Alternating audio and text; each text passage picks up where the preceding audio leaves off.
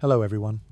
Tonight, we find ourselves settling into the vast, unending sweep of a frozen North American plain. Out here, the silence is a physical presence, broken only by the wind. You can almost feel its biting sting on your cheeks, a cold so sharp it feels like the edge of a knife, while your boots make a lonely, crunching sound through snowdrifts that threaten to swallow your legs whole. Every single breath you draw into your lungs is so frigid it feels like delicate shards of glass dancing in your throat. And as you stand there, a solitary figure surrounded by this brutal, monochromatic expanse of white and grey, you cannot help but wonder, how did anyone ever manage to sleep here, without simply freezing solid, becoming a human icicle by the time dawn broke? In all honesty, you probably wouldn't survive this single night. Not without some profound and hard-won knowledge. Some serious tricks up your sleeve. So, before we journey further, and you get comfortable, please take a brief moment to like the video and subscribe, but only if you genuinely appreciate the stories we explore here. I'm also always curious to know where this story is reaching, so feel free to drop your location and local time in the comments below. Now, let's dim the lights. Your eyes slowly adjust to the dim, almost featureless horizon where the snow and the sky bleed into one another. The entire landscape is muffled and hushed, lying dormant under its immense white blanket. There is no distant hum of traffic, no faint orange glow from cities on the horizon. There is only the raw, rasping sound of the wind dragging itself across the flatness of the earth. But then, you see it.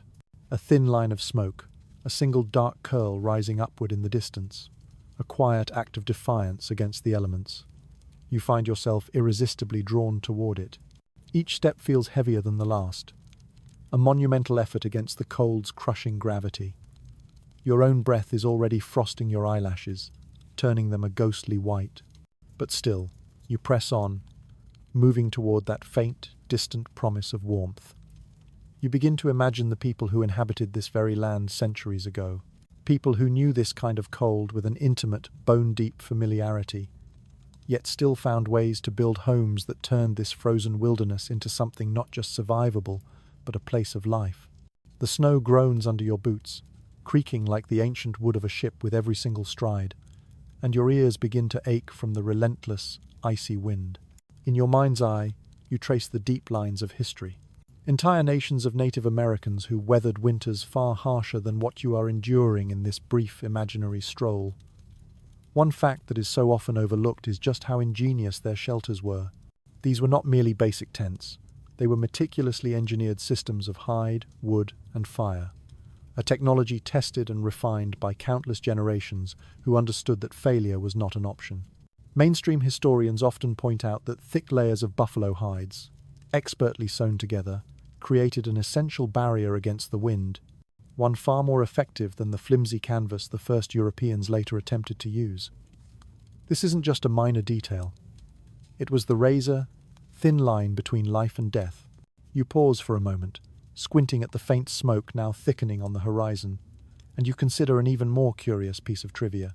Certain tribes would actually smear the outer hides of their shelters with a layer of mud or clay when a fierce storm was approaching.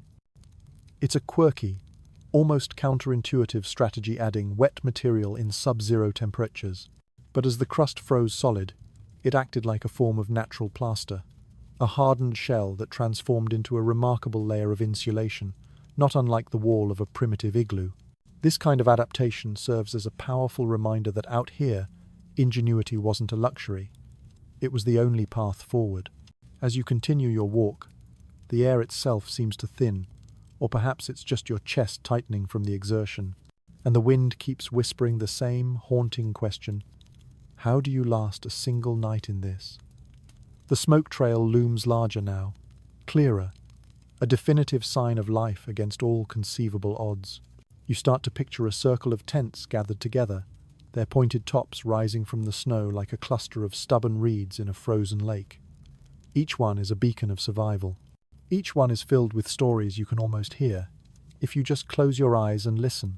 You imagine stepping closer, your frozen boots crunching softly on the snow, hearing the muffled bark of a dog from within the camp, the distant, gentle cry of a baby swaddled deep in fur. The world outside these walls is merciless, But inside them, there is light, there is heat, and there is a resilient cocoon of humanity. For a moment you just stand there, watching your own breath drift out in white clouds, and you realize that the first, most fundamental lesson of surviving the night is simply this: always move toward the fire. The tents ahead promise so many more answers, but for now, you just hold on to this one thought, that clever hands, clever hearts, and an unbreakable will had already accomplished the impossible. They had turned this lethal emptiness into a place where people could lay down at night, close their eyes, and actually find true, restorative rest. You press onward, stepping closer now, your boots sinking deep into the drifted snow as the wind finds new ways to whistle around your ears. The trail of smoke ahead thickens, becoming a solid column against the grey sky, and soon the hazy outline of a small village materializes through the swirling flakes. Tipis, clustered in a protective circle, stand like silent guardians against the howling, empty plain. Each structure is a statement of defiance, tall and purposeful, its hide covering drawn snug and tight against the network of wooden poles that pierce upward into the sky. As you approach, you feel an undeniable sense of invitation, as if the circle itself is a living entity whispering, "Come inside, traveller. You do not belong out there in the cold." Villages on the winter plains were never scattered at random. They were a form of deliberate, life-sustaining architecture. They were almost always built in a circle, with their openings carefully arranged, so that the harsh, prevailing winds couldn't find a straight path to blow through the heart of the camp. Mainstream historians have pointed out that this circular planning was not merely a spiritual or symbolic choice, it was profoundly practical. The design allowed the families to physically shelter one another, their tipis bracing against the storm as one unified body rather than as a collection of individual vulnerable shelters. And as you finally trudge into the relative calm of that circle, you notice how the snow itself has been shaped by the structures, drifting high against the outer walls to form a natural, insulating buffer that makes the inner world just a little less cruel. A curious little detail surfaces in your mind. In some of the harshest winter encampments, the people would deliberately allow, even encourage, snow to pile up against the lower edges of the hides. Instead of constantly shoveling it away as an intruder, they understood that a deep bank of packed snow could act like a thick, quilted blanket. The drifts became walls in and of themselves, muffling the deafening roar of the wind into a distant hum. It's a beautifully quirky trick, using the very enemy that seeks to freeze you as a shield to keep you alive. You can almost hear the soft chuckle of an elder, patiently telling a wide-eyed child that the snow is not always the enemy. Sometimes, if you know how to listen, it can be a friend. Yet, as with so much of this ancient knowledge, scholars continue to debate how much of this setup was intentional design and how much was simply the fortunate chance of weather. Did the native builders strategically design their settlements to harness the power of drifting snow, or did they merely adapt with brilliant improvisation as conditions forced their hand? The arguments exist on both sides. Some archaeologists insist the meticulous layouts are clear evidence of deliberate engineering, while others suggest the evidence is too patchy, too ephemeral, to ever prove intent. As you stand in the middle of the circle, the wind now softer on your face, you can feel that unresolved question hanging in the air like a whisper on the wind. Planning or improvisation? The scene around you grows clearer, more vibrant. Dogs skitter between the tents, their paws leaving intricate patterns that lace across the fresh snow.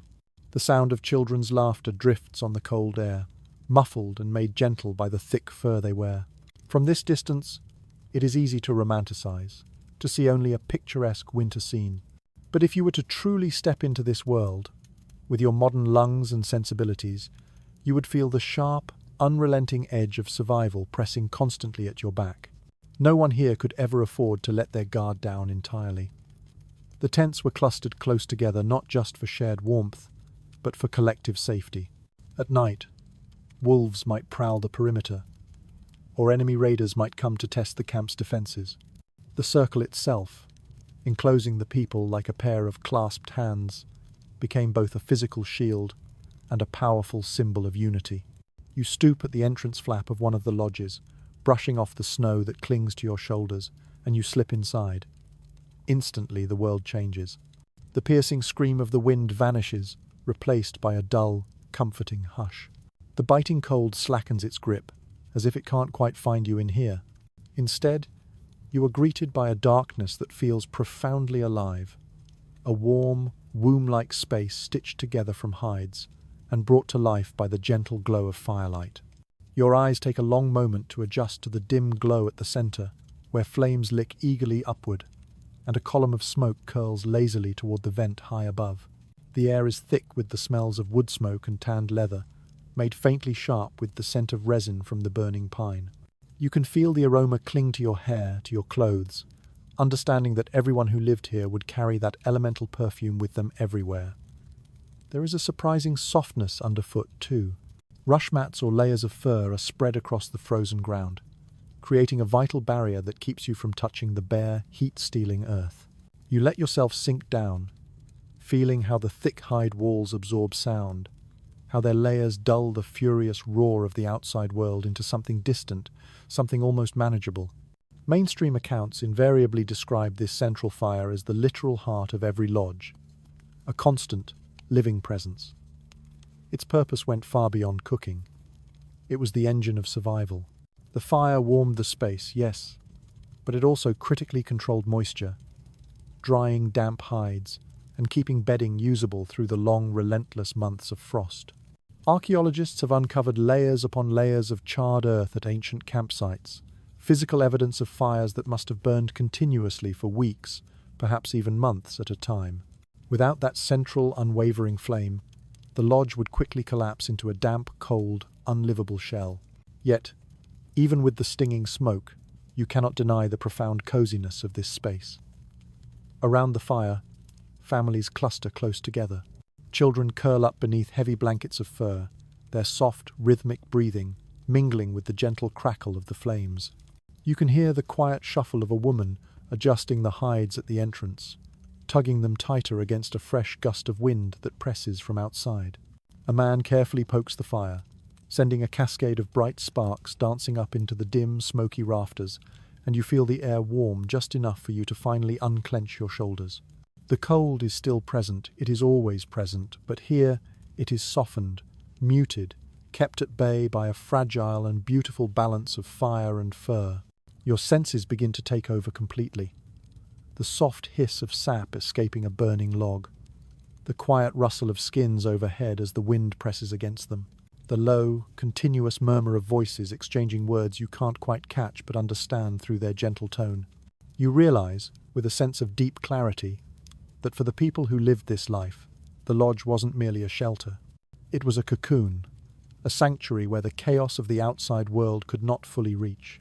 Here, in the middle of endless white-out blizzards, inside this dim, glowing circle of light, life felt not just possible, but hopeful. And maybe that, you think, as your gaze drifts into the hypnotic flames, is the ultimate secret. Survival here wasn't about defeating winter, an impossible task. It was about bending the season to your will, about creating these small, precious worlds where you could close your eyes, breathe through the smoke, and actually, truly sleep. You curl deeper into the furs, your eyelids growing heavy, and you realize that this lodge, with its profound darkness, its life-giving warmth, and its eternal beating heart of a fire, somehow makes the impossible feel almost comfortable. The longer you linger inside the lodge, the more your eyes adjust to the low light, and the warm glow of the flames begins to sculpt the details of the space around you. Your gaze is drawn to the walls themselves. A magnificent tapestry of survival woven from thick layers of buffalo hide, stitched tightly together and stretched taut over a skeleton of poles. They are heavy, substantial, a barrier of such integrity that the wind outside can only rattle against them, but never break through. You watch as the hides ripple faintly, almost seeming to breathe, when a particularly strong gust presses against them. But mostly they stand firm, embodying the strength of a fortress built not from cold stone, but from warm flesh and resilient fiber. Mainstream historians often remind us that for the plains peoples, the buffalo was the very cornerstone of existence. It was their clothing, their food, their tools, and here, in its most profound expression, it was their insulation. Each winter was preceded by a season of immense communal labor, as entire communities worked tirelessly to prepare new hides, scraping, softening, and stretching them until they were supple enough to be sewn into the immense coverings that formed a lodge. A single, large tipi might require as many as 14 individual buffalo skins, meticulously stitched with sinew thread, pulled so tight that the seams themselves became formidable barriers against the invasive cold. The result was not a perfect seal, but it trapped life-giving warmth in much the same way a modern down parka does today. You lean closer, allowing your fingertips to brush against the inside of the wall. The hide feels stiff and cool to the initial touch, but you immediately realize it is thick, far thicker and more substantial than any material you are used to in a modern tent. The texture is rough in places where it hasn't been smoothed by use, yet it feels unbreakably solid. And as you touch it, you think of a quirky little tidbit, a detail recorded in old journals by astonished visitors. In the absolute deepest parts of winter, some families would double their coverings, draping extra hides over the outside like giant, heavy blankets. These visitors claimed the lodges looked bulky and lopsided, but those doubled walls created an incredible thermal cocoon, even if it made the structures much harder to move later. You can almost imagine the lodges waddling across the plains like giant, shaggy buffalo themselves when it was finally time to migrate. The fire flickers, and you watch how its light dances across the intricate seams of the walls. The moving shadows emphasize just how carefully each individual piece of hide is joined to the next, an artistry born as much from necessity as from tradition. This wasn't mere decoration. This was survival stitched into every single line. The soundscape inside deepens this feeling of security. The wind still drums faintly on the outside hides, a muffled percussion that never quite stops. But from within these layered walls, the sound feels distant, tamed, like a storm you have successfully locked out. You realize in this moment that every layer of hide isn't just a physical barrier, it's a form of psychological armor. It is what allows families to lie down at night with at least some sense of safety, some peace of mind. Without it, you would spend the entire night flinching at every icy gust, your body tensed, never truly finding sleep at all. You lean back, wrapped in your own imagined furs, and you trace the thought further. Picture yourself stepping outside into the snow-swept plain at midnight. The experience would be a violent sensory assault. The wind would claw at any exposed skin. The stars would blaze with a cold, indifferent light, and your body would scream at you to retreat. Now, imagine slipping back inside, pressing the entrance flap shut, and feeling the thick hide close around you like a great, protective hand. That immediate, stark contrast death waiting just inches away, while life-giving warmth is within reach, is the very essence of this existence.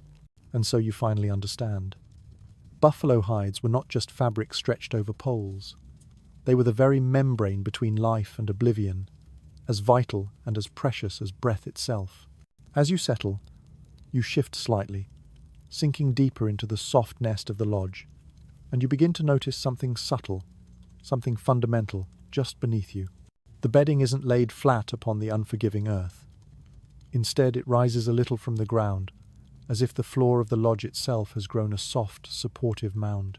Your fingers brush the edge of your resting place, and you realize with a quiet sense of awe that the sleeping platforms are deliberately lifted, suspended just above the frozen ground. In a world where every single ounce of retained heat was the difference between life and death, this small, elegant detail was often the very thing that separated a night of shivering misery from one of actual, restorative rest. Mainstream historians and anthropologists often point out that many plains and woodland tribes constructed these essential bedding frames from young willow or other flexible branches, which were carefully lashed together to create low, cotangent-like structures. Upon these woven frames, families would pile thick layers of furs, dried grasses, or woven rush mats, creating a crucial buffer that kept their bodies from the draining direct contact with the icy soil. The cold that seeps up from the ground is an insidious thief. It leaches warmth from a body relentlessly, often faster than any cold draft from above. And so these raised beds were a simple, yet profoundly ingenious, defense against that unseen enemy. If you have ever gone camping on a cold night without a proper sleeping pad, you know this feeling intimately. The cold ground doesn't just chill you, it actively steals your body's precious heat. And then there's an odd and wonderful little tidbit you recall about these platforms. People would sometimes line their woven frames with freshly cut boughs of cedar or pine. This wasn't only for a bit of extra cushioning, it was for the scent. Imagine for a moment, drifting off to sleep, wrapped in warm fur, your nose filled with the crisp, cleansing perfume of the evergreen forest. Some historical accounts even mention that this smell was considered protective, almost spiritual, a way of warding off illness and banishing bad dreams. It's a curious and beautiful crossover between stark practicality and profound belief. You don't just need warmth for the body, you also need comfort for the spirit. The feel of this platform beneath you is utterly convincing. You shift your weight, and the woven willow frame flexes slightly, creaking with a soft, familiar sound like an old rocking chair. Above you, the smoke spirals lazily toward the sky, and beneath you, the deep cold of the earth waits, unable to breach the simple, life-sustaining magic of willow rods and layered hides. Your senses keep pulling you deeper into this cocoon. The fur just beneath your hand is dense and soft, perhaps wolf or bear still carrying the faint, wild musk of animal life. The air has become warm enough now that you can finally relax your jaw and you stop clenching your teeth against the chill. As you recognize how cleverly all the parts work in concert, the hides above, the bedding below, and you, suspended safely between them, it's easy to forget how fragile this balance truly is. But for now, here inside this winter lodge, the raised platform feels like a small, sacred throne of survival. It elevates you not just physically above the ground, but psychologically above the constant, gnawing fear of freezing.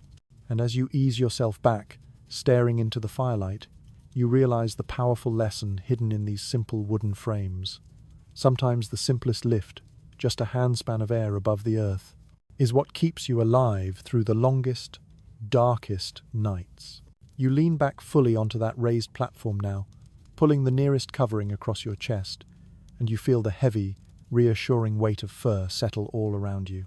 This is not a blanket in the modern, synthetic sense.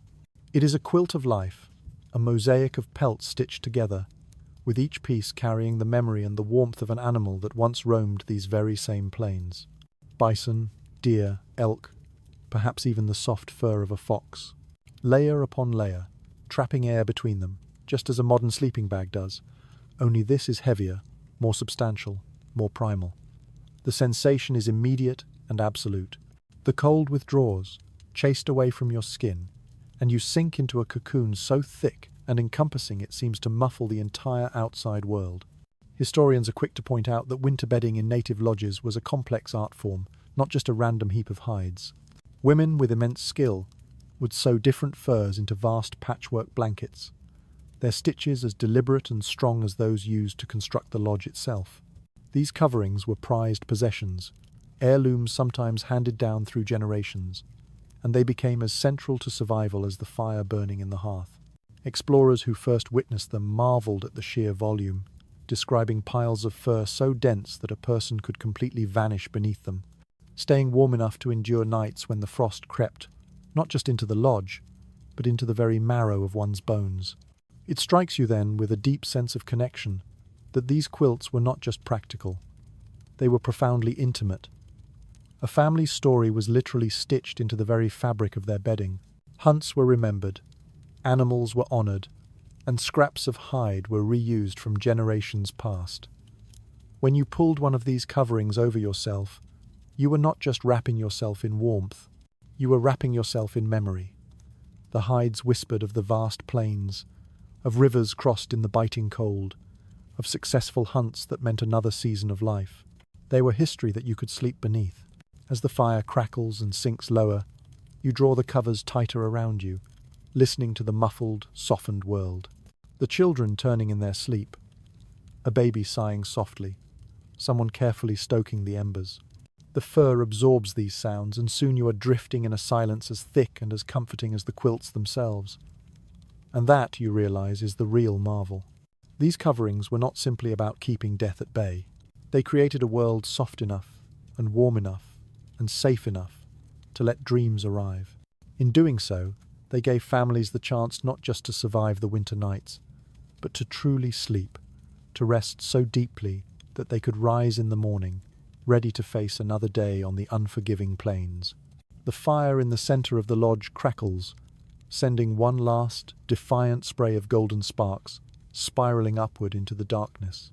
And in that fleeting shower of light, you realize just how precarious this warmth truly is. It is a fragile, temporary victory. Without this living heart of flame, every layer of fur, every stitched hide, every delicate feather loses its power. Heat is the absolute lifeline, and the vital task of keeping that lifeline alive through the long, crushing hours of the night is never, ever left to chance. You picture the deep ingrained rhythm of winter nights in this lodge. Someone is always awake. Someone is always tending, because the fire, like a wild and powerful creature, cannot be trusted to watch itself. Mainstream historians often describe this as a sacred, shared responsibility within families or the larger band. The duty of the nighttime fire tender rotated, sometimes informally, sometimes according to a set order that was understood by all. One person would wake every couple of hours, their internal clock tuned to the fire's needs, to feed the hungry flames, to carefully stir the glowing embers, and to ensure the smoke hole high above remained clear enough to vent. This was not glamorous work. It meant rising from the deep, animal warmth of the firs, blinking against the stinging smoke in the dim air, fumbling for heavy logs with fingers made stiff and clumsy from the cold. But this quiet, humble act kept the rest of the household safe. A fire that was allowed to die overnight could mean waking to frostbitten faces by dawn, or worse, waking to bodies that had grown too stiff and cold to ever rise again. There is an odd, almost endearing detail you recall reading in some frontier accounts. Young children, eager to prove their usefulness and find their place in the circle of responsibility, sometimes begged for the chance to tend the fire. The elders would often allow it, but always under watchful, knowing eyes, teaching them how to poke the embers just so, how to place the logs so they would catch and burn clean without smoking everyone awake. You can vividly imagine a small child, their face illuminated, grinning with immense pride in the warm glow of the flames they command, whispering to themselves that they, in this one small, perfect moment, are keeping their entire family alive. It is a quirky and almost heartbreakingly beautiful reminder that survival here was not just a grim duty. It was also a way of learning responsibility, of finding purpose, from the smallest and most tender age. The fire glows steadily now, a constant beating heart. But as your eyes scan the dim interior, you notice another, more subtle trick at play. Near the edge of the fire pit, someone has carefully slipped several smooth, dark stones close to the flames. They lie there quietly, absorbing the intense heat, drinking in the energy and silence, as if they are patiently storing the memory of the day's Sunday. A little later, one of these stones is lifted with a pair of wooden tongs and, with practiced care, is tucked deep beneath someone's bedding, hidden away under thick layers of hide. At first you might think it's nothing, a casual gesture. But then you realize these stones are miniature suns, portable furnaces placed strategically close to sleeping bodies, designed to radiate a slow, steady heat through the long, dark hours. This wasn't just clever. It was survival distilled to its most elegant and elemental form. You didn't need elaborate iron stoves or coal furnaces. You needed only the essential trinity of fire, stone, and patience. And there is a delightful, almost playful tidbit tied to these glowing rocks. Some families would wrap them in scraps of soft hide or thick bark before slipping them into the bedding. Children would sometimes treat these warm bundles like cherished pets, snuggling up against their stone dogs or their fire babies, laughing as the deep warmth slowly seeped through the wrappings. Imagine drifting off to sleep with a heated, living rock tucked at your toes. Primitive, yes, but in its own way, not so very different from a modern hot water bottle. You watch in your imagination as the stones are placed with intention, one at the base of a bed to warm cold feet, another tucked near a child's cradle board, a third slid carefully under a grandmother's sleeping mat. The warmth spread slowly but with an undeniable certainty, seeping into fur, softening stiff joints, and easing muscles that have been clenched tight against the cold. The glow is invisible, yet its presence is a palpable comfort, one that lingers long after the fire's own flames have burned low. In that moment, you realize just how profoundly resourceful these families were. Nothing was wasted, not even the common stones scattered across the riverbanks. Everything around them, the earth, the animals, the very air, was pressed into service, turned into a silent partner in the great project of survival. The fire flickers lower now, and the stones radiate their stored heat. And yet, there is another layer of protection silently at work, this one just outside the walls. You picture the snow itself, no longer a threat, but a guardian, piled high against the base of the lodge like a great white blanket draped by nature's own hand. At first, it seems an absurd, almost dangerous idea. Snow is the enemy, the very definition and biting edge of winter. But here, it has been transformed into an ally, packed tightly by the wind. The deep drifts press against the hides, sealing the base of the lodge, cutting off the insidious drafts that creep along the ground, and muffling the constant, maddening howl of the wind. The science is simple and elegant. Snow, when packed, is full of trapped air that acts as a natural and highly effective form of insulation. It is the very same principle that makes an igloo, a house built from frozen water, surprisingly warm inside. By the deepest nights of winter, the base of a teepee could look half buried, yet those enveloping drifts were not a danger. They were a wall of protection. Inside the lodge, you can feel the profound difference. The wind may rattle the poles high above, but down at your feet, where you lie, the air is still. The packed snow has become a formidable barricade, forcing any drafts to climb higher up the walls before having any chance to slip in. The sound changes, too. The storm's terrifying roar is muted into a low, resonant hum, like the sound of distant ocean waves, rather than an immediate and violent assault. It is strange, almost soothing, to know that the very same snow that can bury you alive is also the element that is allowing you to rest. You let your senses lean into it, the muffled quiet, the strange comfort of knowing the walls have been thickened by nature itself. Snow has been turned from enemy to blanket, from killer to caretaker. You close your eyes and think of how the people here refused to see only danger in their world. Instead, they found allies in the most unlikely of places, allies that would keep them alive when the night stretched on, endlessly. And so, as the wind keens high above and the fire sighs low, you feel the snow pressing gently against the lodge like a great soft hand. Outside, it is fierce and merciless.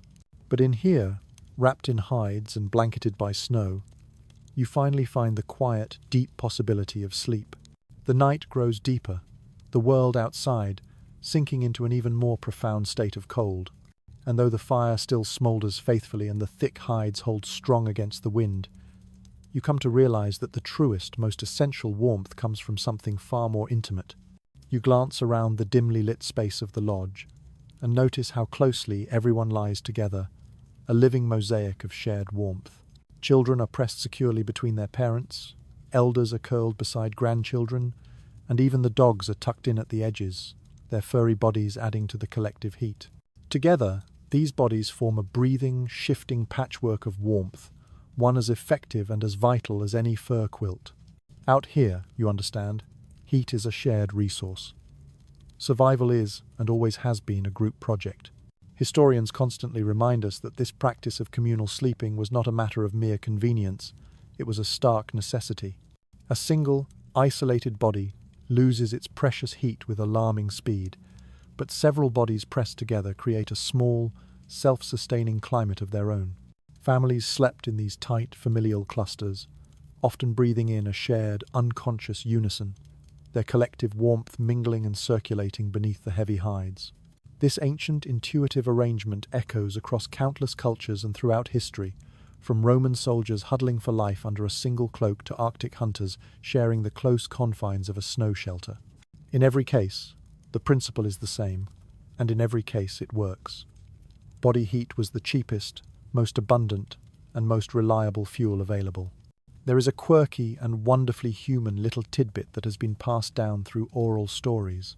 Sometimes, children would be deliberately tucked between two adults, not only for their own comfort, but to act as a form of living insulation. Parents would joke that their little ones were like the heated stones from the fire, radiating warmth in both directions.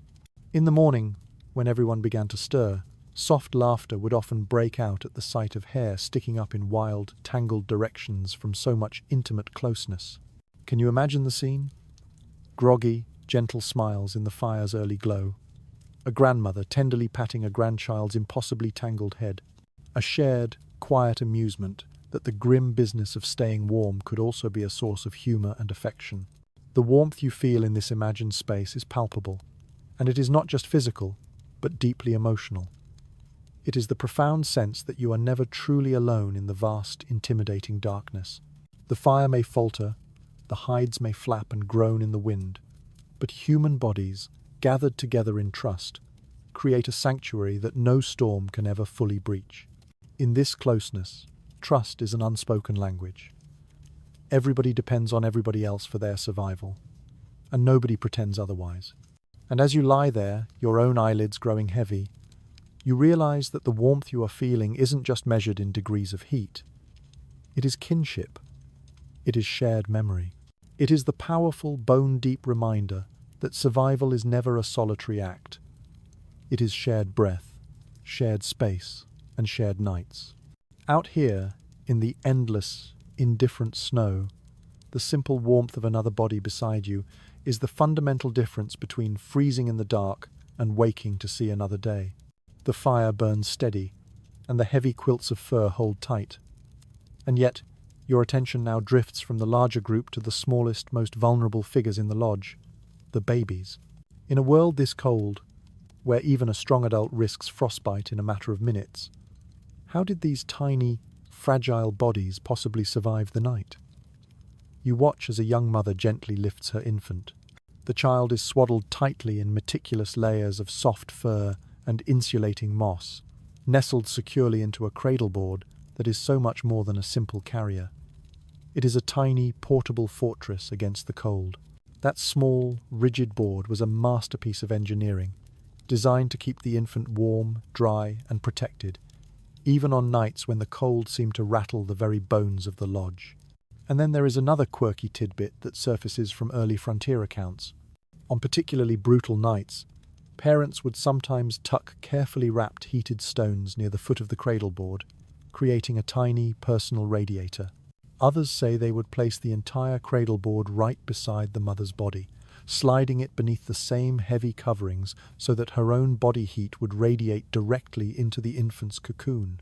Imagine the beautifully strange sight of a rigid fur-wrapped bundle pressed right up against its mother, both of them breathing in sync, two lives tied together in the dark by the simplest and most profound of arrangements. Beyond its practicality, the cradleboard carries immense cultural weight. It symbolizes belonging, a physical and spiritual binding of the child into the community. When the family lies down to sleep, they do so with the deep, reassuring knowledge that the smallest among them is held fast, kept safe against the winter. This isn't just about survival, it's about trust, and about the sacred continuity of life. As you watch the mother settle back down, her hand brushing gently across the swaddled fur, you feel a profound hush settle in the lodge. The fire crackles, the hides flex faintly in the wind, but here, in this quiet corner, the gentle warmth of a newborn seems to radiate more powerfully than the flames themselves. And you realize that the true measure of survival isn't only in how the strong adults endure, but in how the most fragile lives are cherished and carried safely through the storm. Your gaze now shifts from the cradleboard to the edges of the bedding, where a new movement stirs in the dim light. A dog stretches its long body, shakes its thick fur, and circles once before curling back into a tight ball at someone's feet. You realize with a gentle smile that even here, in the bitterest of seasons, the dogs are not just guardians or hunters, they are also blankets. Historians point out that on winter nights, dogs served another vital role. They were living heaters. Their thick coats, bred by generations of natural selection to withstand the brutal cold, gave off a constant, steady warmth that their human companions could borrow. People didn't simply tolerate dogs inside the lodge. They actively welcomed them onto the bedding, especially near the feet of children or the elderly. That simple shared warmth could mean the difference between a night spent shivering uncontrollably and waking in the morning feeling comfortably rested. You can still imagine the sensation so clearly. The dog curled at your feet radiates a slow, steady warmth. Its breathing is deep and comforting, a living rhythm in the quiet. The faint, earthy scent of animal musk blends with the smoke and hide, creating a smell that is oddly reassuring. The weight of its body pins the fur quilt down, keeping drafts from sneaking in underneath. You stretch your cold toes against its warm side, and it shifts closer instinctively, as if guarding you from the cold. Beyond mere warmth, there is a deep companionship in this arrangement. The dogs were an integral part of the household, woven into the daily and nightly rhythm of survival. Their presence offered a profound sense of security in the deep, listening dark. Out here, in a world where wolves howled just beyond the fragile circle of firelight, the quiet, steady breathing of a dog inside the lodge was more than comfort. It was reassurance. The fire pops. The wind keens faintly at the smoke hole high above, but you hardly notice. Between the layers of fur, the closeness of family, and the steady, living warmth of the curled dogs, the night feels far less threatening. You find yourself sinking into that timeless, interspecies bond, marveling that something as simple as a loyal animal could tip the delicate balance between fear and rest. And so you drift, warmed not only by hides and fire, but by the steady, sleeping breath of companions who never questioned their place at your side. Survival, you understand now, was never a solitary pursuit. Here, even the dogs helped carry the community through the long, frozen night. The dogs finally settle, their bodies curled into tight, warm circles. The fire hums its low, steady song. And yet, as the world inside the lodge sinks into a deeper quiet, your eyes are drawn irresistibly upward. High above the glowing circle of the flames, smoke gathers in a ghostly, wavering column, finding its way out through a carefully made hole at the very apex of the lodge. You realize instantly that this opening is no accident, no simple flaw in the design. It is the smoke hole, that strange, essential compromise between life-giving warmth and the simple necessity of breath. Without it, the lodge would slowly choke in its own acrid haze. But with it, the bitter, killing air of the outside world can find a way to creep in. It is a delicate, continuous balance, a negotiation that was likely argued about as fiercely around the ancient campfires as it is today among scholars centuries later. Historians often emphasize that these smoke holes were not static openings but were highly adjustable. A precisely cut flap of hide could be tied open or closed, its angle shifted and fine-tuned with a long pole, depending on the direction and ferocity of the wind.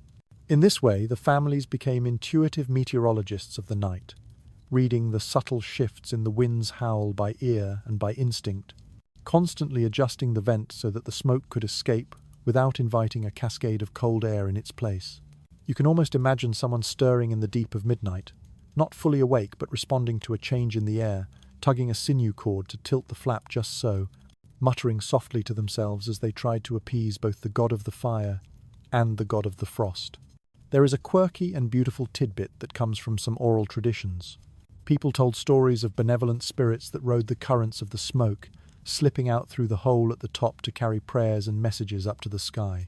Children, wrapped in their furs, would sometimes whisper their secret wishes into the rising haze, half in game, half in earnest belief. The smoke hole, then, was not merely a feat of ventilation.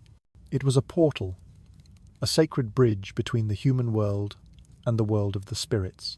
To a tired child, staring upward into the deep, smoky darkness, the glowing shaft of sparks ascending into the night might have looked like a glittering ladder for the ancestors to descend. Lying back, you study the vent high above. You can feel a faint tendril of cold air seeping in along the edges, a gentle, ghostly kiss against your cheeks. But you know that without it, the smoke would sting your lungs, blur your vision, and make any hope of sleep impossible. The trade-off is absolute and inescapable. Breathe easier and risk a chill, or seal the lodge tight and slowly suffocate. The people who lived here didn't waste time with theory. They adapted, shifting the hides as naturally and as frequently as you might adjust a window. Your senses drink in the profound detail of this compromise. The faint, silent glow of sparks as they rise through the smoke hole, momentarily bright against the vast, star-dusted sky beyond. The wind, as it passes over the opening, sometimes moans with a soft, flute-like sound that twines with the fire's own gentle hiss. And as you watch the last sparks vanish into the infinite night, you feel the strange reassurance of it. The understanding that survival is not about achieving perfection, but about learning to live with small, necessary losses. You lie there under the heavy quilts of fur, warmed by the fire, and by the dogs curled faithfully at your feet, when suddenly the wind rises again with a new ferocity.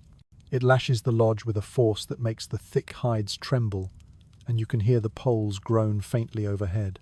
For a moment, you are reminded of the terrifying reality outside, that this fragile shelter is all that stands between you and a plain of endless, killing cold. And yet, from inside, the storm takes on a completely different sound. It is muffled, softened, transformed by the shelter into something you can almost fall asleep to. Historians have noted how the unique acoustics of a hide-covered lodge created an incredible soundscape. The wind, which would howl with brutal, soul-shaking violence in the open air, instead drummed gently against the taut hide surfaces, turning chaos into a steady, predictable rhythm. The hides acted like the skin of a giant organic drum, vibrating with each powerful gust. For the families huddled safely inside, this steady, low percussion became an integral part of the night. Some accounts even describe it as deeply comforting, a constant, audible reminder that while the winter raged with all its might outside, the lodge was holding firm. The sensory experience is unmistakable. The wind outside roars, but in here it becomes a muted, rhythmic heartbeat against the walls. The fire cracks and pops in perfect counterpoint, offering its own gentle rhythm to the duet.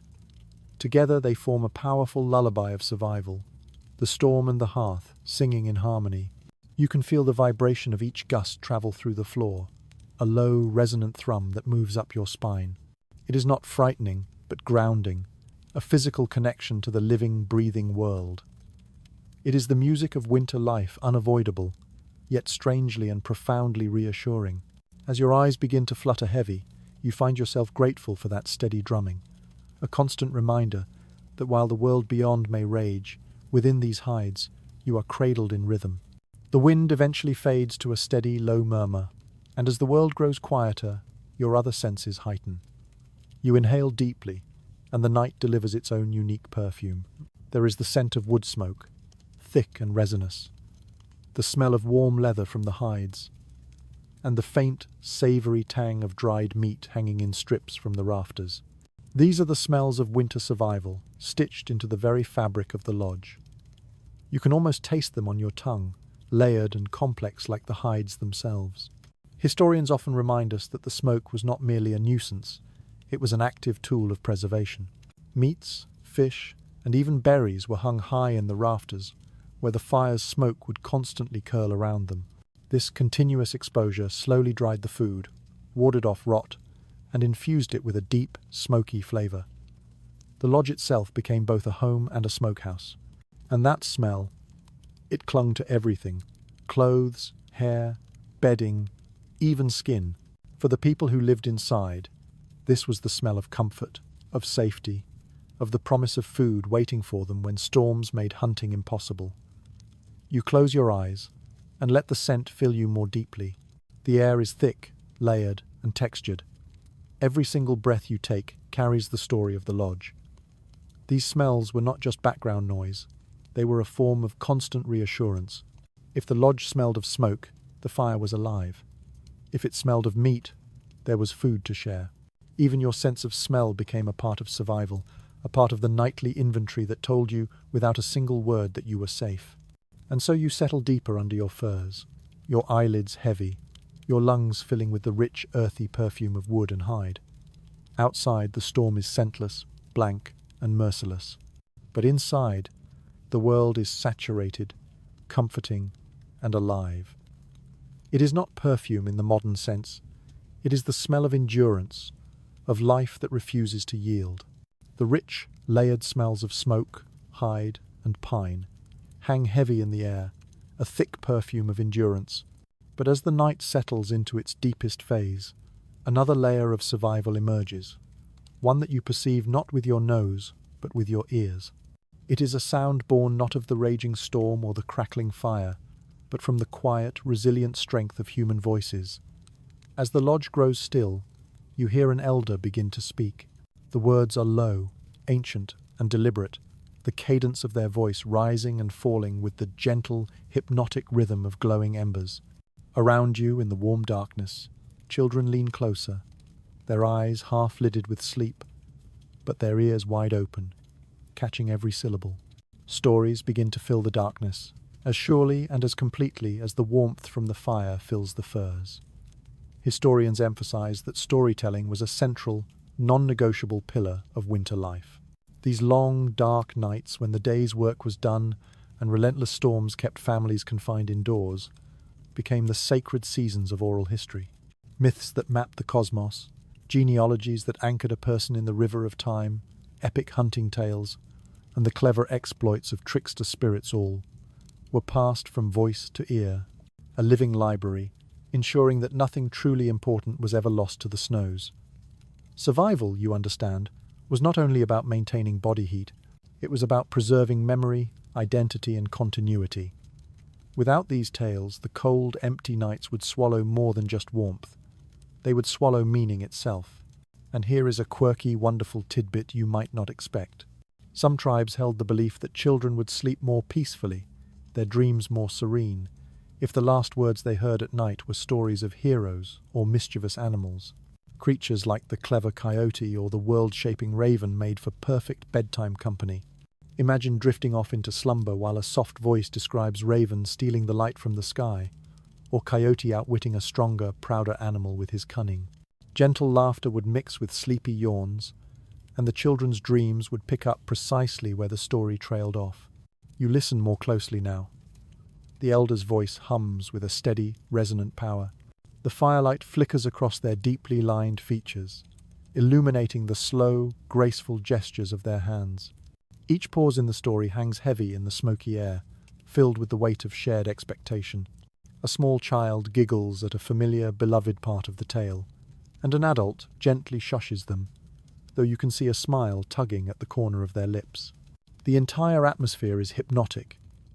The low hush of voices, the occasional, muffled bark of a dog outside, the sharp snap of resin in the fire. Your senses absorb it all. The cadence of the story begins to seep into your own breathing, slowing the rise and fall of your chest. The physical warmth of the bedding seems to fuse with the emotional warmth of the words. You realize just how powerful this nightly ritual was. The stories softened the mind, making the cold seem less sharp, the long night less threatening. By the time silence finally returned to the lodge, people were not lying awake listening to the storm. They were already wandering peacefully through the dream worlds the elder had so carefully opened for them.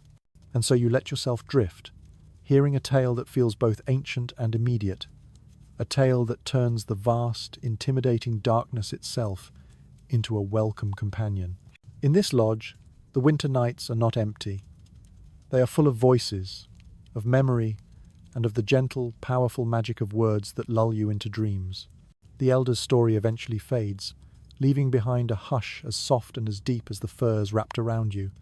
Yet, the lodge is never entirely silent. From a shadowed corner, a new sound begins to rise, the slow, steady, resonant thump of a drum. It is not loud, not ceremonial, but gentle, like a great heartbeat extended out into the night.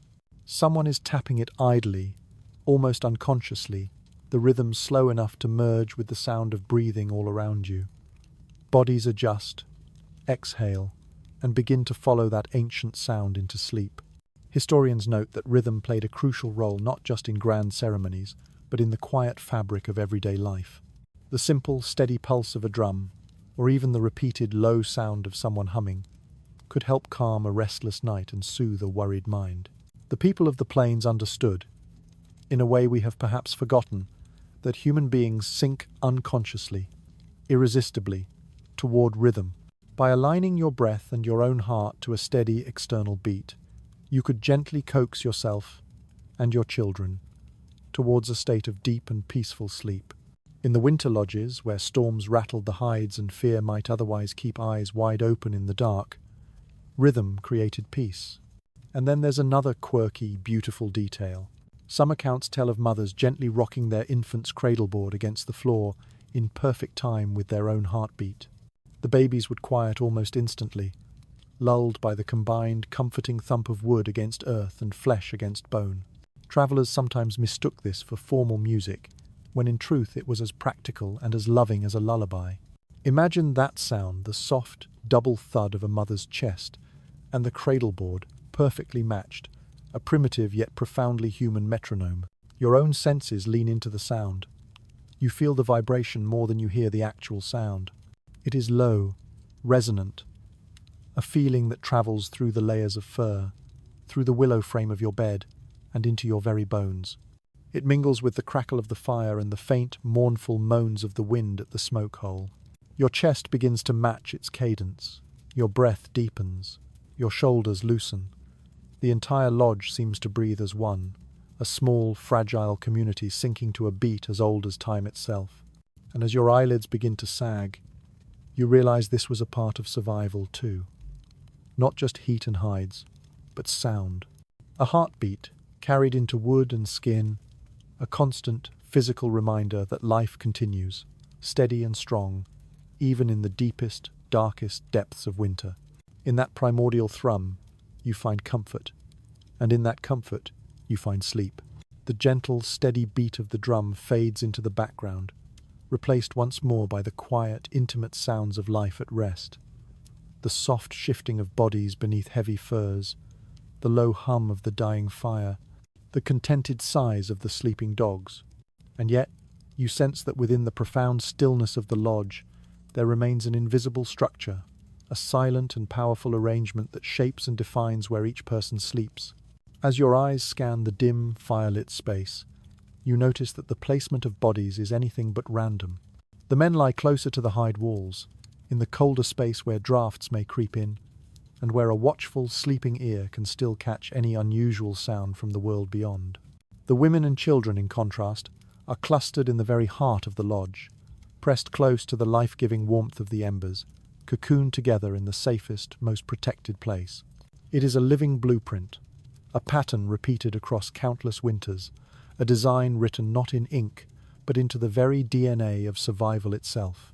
Historians often describe how gender roles and communal responsibilities extended even into the organization of sleep. Among many plains tribes, the men intentionally took the outer positions in the lodge, not because those spots were warmer, but precisely because they were colder. Their bodies willingly absorbed the biting edge of the drafts, forming a living, breathing first line of protection against the vast, indifferent cold of the outside world. The women, who nurtured the children and tended the hearth, stayed toward the center where the precious heat collected and pooled.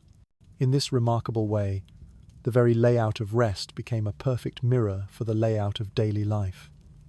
Each role was complementary, each small sacrifice a part of the greater whole. And then there is a quirky, wonderfully human tidbit, whispered in the margins of old accounts. Sometimes, the men would tease one another about who snored the loudest, jokingly claiming that a powerful snore helped to scare away evil spirits, or perhaps even the prowling wolves and other animals just outside the lodge. Imagine a family chuckling softly in the dark as a warrior's thunderous snoring rattled the very hides of the shelter. It was a sound that was half amusement and half genuine reassurance. In a world where wolves howled just beyond the circle of firelight, maybe a good loud snore really did sound like a form of protection. You take in the rich sensory detail of such a scene. To your left, a man shifts in his sleep, his powerful outlines silhouetted against the faint draft that is creeping under the edge of the hide. His breath mists in the chill air, but he does not stir fully awake. He has learned, through a lifetime of winter nights, to endure that cutting edge of cold. At the very center of your vision, a woman instinctively draws a fur tighter around two small sleeping children, her hand resting gently on their backs as if to remind them, even in their dreams, that they are safe. The arrangement is breathtakingly practical, but it is also deeply symbolic. The lodge becomes a microcosm of the society itself, a living, breathing model of their world. The men are outward-facing, ever ready for danger. The women are inward-looking, guarding the precious future. And the children are at the very core, the sacred flame around which everything else is carefully and lovingly arranged. In this circle, you see not just a strategy for survival, but a complete philosophy, a living diagram of how these people understood themselves, their community, and their place in the world. Your imagination drifts further, and you think of how profoundly different this is from the individual beds and separate bedrooms of modern life. Here, the very concept of privacy dissolves into an essential, life-sustaining closeness. Every cough, every shift, every quiet sigh is a shared experience. The smell of one's skin becomes the smell of all. You cannot separate yourself from the others, nor from the vital roles you each play. In this lodge, you are one single body, with many parts, each part working in concert to keep the others alive through the long night. This placement is not just defensive, it is also deeply human, layered with unspoken affection and shared memory. You imagine the physical sensations of this arrangement with perfect clarity. If you were on the outer edge, the floor would feel colder, and the hides would flutter more often with the gusts of wind. Your shoulder might brush against the taut wall, feeling it vibrate faintly with each beat of the storm. But as you move toward the center, the warmth grows thicker, layered by the presence of other bodies as much as by the furs. The air is richer here, heavier with the sense of smoke and breath. As you move inward, you feel your muscles finally release their tension, the persistent cold at your extremities finally easing. And then there is the symbolism again, tugging at your heart. In the very heart of the storm, this small, fragile circle has drawn its own map of the world. Its edges are braced by its guardians, its warm center cradling its future. To live this way is to sleep each night inside a story of who you are and what you owe to those around you. Each body's position is a promise whispered without words. I will guard you. I will keep you warm. I will see you safely to the morning. The drumbeat may have faded, but the rhythm of the lodge persists. It persists in the slow, deep breathing of the men at the edges, in the soft sighs of the women cradling their children, in the steady rise and fall of warmth that flows across the space. Together they form a silent chorus of endurance, a living shield built against the long winter night. And as your own eyelids grow heavy again, you realize that even sleep, here, is a communal act. Even dreams are shared. To drift away in this circle is to completely let go, placing your trust in the profound and unspoken promise that others will hold the edges of the world for you until you wake again. The lodge is quiet now. The breathing around you has settled into a deep and steady rhythm, and the heavy furs are saturated with a precious shared heat. But you sense that beneath this profound stillness, another, colder presence often lingered. Hunger, a silent hunter, gnawing at empty bellies through the impossibly long winter nights. Here, in the leanest seasons, food was a sacred currency, and survival often meant making do with a measure of sustenance that fell far short of comfort.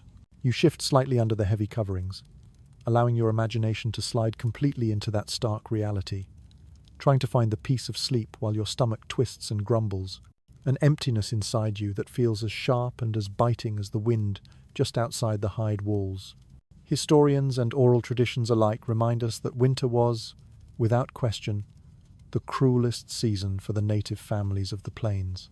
The bounty of the summer hunts and the abundance of the autumn harvests would fill the hidden caches with precious stores of dried meat, berries, corn, and squash. But when the deep snows of midwinter arrived, they often cut off the hunting grounds completely, turning the land into a barren white desert and forcing families to rely solely on what they had so carefully put away. Starvation was not a distant myth. It was a real and recurring threat. Families learned to ration with a discipline born of absolute necessity, carefully measuring each and every portion in the desperate hope that their supplies might last until the first thaws of spring. Sometimes, this meant going to bed with only a few mouthfuls of food in your belly, a small token to quiet the worst of the pangs. And you were not alone in that emptiness. Everyone felt it, from the strongest warrior to the smallest child. Hunger was simply a part of winter's cold, hard embrace. And yet, there is a quirky and profound tidbit worth lingering on. Some traditions spoke of these harsh stretches of fasting not only as a terrible necessity, but as a spiritual opportunity. A vision quest, forced upon a person by the trial of hunger, might bring powerful dreams of guidance from spirit animals or the ancestors. A starving body, it was believed, was not just a weak body. It was also a porous one, a vessel that had been emptied and was therefore uniquely open to receiving visions from the other world. And so, while some lay awake in the dark, gnawed on by desperation, Others whispered that this deep, aching emptiness could also be a teacher. Imagine lying there in the dim lodge, your stomach hollow and aching, and drifting into dreams so vivid and so real they feel like journeys, as though the hunger itself had the power to pull you into another world entirely. You let your own senses explore what that must have felt like. You can almost taste the faint, ghostly tang of dried meat lingering in your mouth from a single, precious sliver eaten hours before. The smell of the wood smoke, once so comforting, now becomes a subtle form of torture, teasing you with the memory of the very food it was used to preserve. Your stomach growls, a sound so loud in the quiet that you glance around, momentarily embarrassed, though of course no one stirs. Everyone else in the lodge shares the same silent complaint. In the deep darkness, you can imagine rubbing your belly, wishing it would fall quiet. The deep animal warmth of the furs can keep the cold out, but it cannot fill the aching void inside. Still, even in these desperate nights, there are small, beautiful gestures of resilience woven into the darkness. A mother might hand a child a piece of roasted marrow bone to suck on, not for its meager nutrition, but for the simple, distracting comfort it provided. An elder, sensing the growing restlessness, might begin to weave a story, filling the children's imaginations with epic visions of heroes and hunts instead of thoughts of food. And sometimes, the simple, profound act of lying close together, of sharing warmth, of sharing breath, was enough to soften the sharpest edges of the hunger. Misery, when divided, is misery lessened. You can almost feel a hand reach out and squeeze your shoulder in the dark, a silent, wordless promise that says, "We will last until spring comes." The hunger sharpens your every awareness. Each sound seems louder, every smell more vivid and potent. You notice the faint, sweet scent of dried berries stored in a leather pouch hanging near the wall. You hear the sharp crackle of the fire, and for a fleeting moment you imagine it as the satisfying snap of roasting fat, even though you know no feast awaits you. You breathe in the thick, earthy smells of leather and fur, pretending for a moment that it is the rich scent of roasted meat. Survival, you realize, isn't just a physical act. It is also an imaginative one. It is the astonishing ability to endure what you lack by transforming it in your mind. You drift into that strange, half-dreaming state that hunger often brings. The fire's gentle glow begins to morph, becoming a vision. You see vast herds of bison roaming across endless green fields, their bodies massive and powerful, their breath steaming in the frost. You can smell the roasting fat. You can hear the thunder of their hooves on the earth, and you can feel the deep, soul-satisfying fullness of a future hunt. Is this dream hunger's ultimate cruelty, or is it hunger's greatest gift? The line is blurred, and you realize that perhaps, in the complex world of survival, both are true. Hunger weakens the body, but sometimes it also opens doors in the mind. And so you curl tighter, acknowledging the hunger not as an enemy to be fought, but as a part of the night's landscape. It sharpens, it softens, it teaches. The storm outside rages on, but in here, even with nothing in your belly, you cling to the warmth, you cling to the closeness, and you cling to the stubborn, unshakable knowledge that the morning will come. The fire flickers low again, its fading light sending long, rolling shadows across the hide walls of the lodge. And in this dim, quiet moment, your eyes catch something subtle, yet profoundly ingenious. You realize that the bedding and the thick coverings you rest under are not just purpose-made quilts. They are also the very clothes that were worn during the day. The heavy, fur-lined parkas, the supple hide leggings, the broad, warm cloaks, the soft moccasins, all of it serves a second, vital purpose. By nightfall, garments are transformed into bedding, and at dawn, that same bedding will become garments once more. In a world where every resource is precious and the relentless cold waits for any opportunity to seep in, absolutely nothing goes unused. Historians often emphasize that winter clothing among the native peoples was far more than simple decoration. It was essential, life, sustaining armor. Parkas meticulously lined with the warmest fur, leggings stitched from supple, wind-breaking hides, and cloaks sewn from the downy, insulating skins of waterfowl were not luxuries. At night, these same items were not folded neatly aside. Instead, they were spread beneath the sleepers as a crucial layer of padding, or pulled over their bodies as extra covers. An entire household might strip off their outer layers and arrange them on the sleeping platform like a great communal patchwork mattress, then pull the heavier cloaks over the top. What had served as a mobile defense against the wind and snow by day now became a stationary cocoon of protection by night. And there is a quirky little tidbit, preserved in the journals of early European explorers, that speaks volumes. They sometimes mistook these piles of clothing and hides for simple chaos, complaining in their logs that the native lodges looked untidy and disordered. But those very same observers later had to admit, often with a tone of grudging admiration, that the families emerged from these seeming heaps of disarray looking surprisingly warm and well rested. What appeared as a lack of order to an outsider's uncomprehending eye was in fact a brilliant and efficient strategy. Each and every garment was given a second shift of duty in the endless war against the cold. You picture the tactile, sensory reality of it all. A soft parka, still carrying the faint, earthy musk of wood smoke and the honest sweat from the day's labour, is spread beneath you as a welcome cushion against the hard platform. A magnificent cloak of feathers, perhaps, drapes over your shoulders, its individual shafts crackling softly as you move. Moccasins, still warm from being near the fire, are tucked against your feet, transforming into the slippers of the night. The entire arrangement smells of tanned hide, of wood smoke, and of the familiar, comforting essence of daily life. It is an intimate arrangement, too. These families did not own vast wardrobes. Their garments were few and precious. The very same cloak a man wore during the hunt is also the cloak his child now pulls over herself in her sleep. The parka, handed down from a grandmother, now warms her grandchildren through the long, dark night. Clothing here is communal, fluid, an extension of the family itself, passed from body to body, and shifting its role with each passing hour. The very fabric of daily survival becomes the blanket of nightly rest. The night stretches on, and though the lodge feels like a perfect, self-contained cocoon, not everyone sleeps deeply until the dawn. There is always someone who rises, not only to feed the ever-hungry fire, but to slip outside into the vast, frozen world. The entrance flap stirs. A brief, sharp rush of cold air invades the warmth, and you hear the soft, lonely crunch of footsteps in the snow. These are the moonlit patrols, the silent, dutiful checks that guard not only the precious fire inside the lodge, but the very life of the camp that lies beyond its thin hide walls. Historians describe how the men, in particular, took turns venturing out into the immense darkness, their primary task to ensure that the herd of ponies, tethered nearby, had not wandered off or been stolen by opportunistic raiders. The horses were not simply a form of transport, they were a cornerstone of survival. Without them, hunting large game or moving the entire camp would become a far more difficult, if not impossible, task.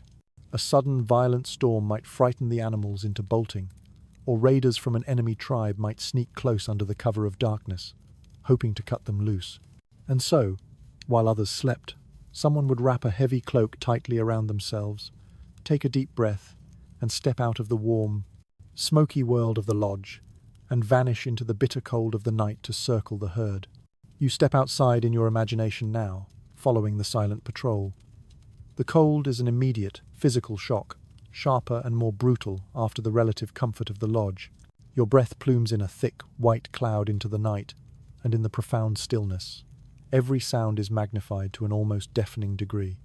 The high-pitched creak of the snow under your moccasins, the soft, questioning whicker of the horses, the distant sharp crack of ice shifting on a frozen river. Above, the moon hangs like a great silver lantern, bathing the entire plain in an ethereal, otherworldly light. The snow glitters as if it has been sprinkled with diamond dust.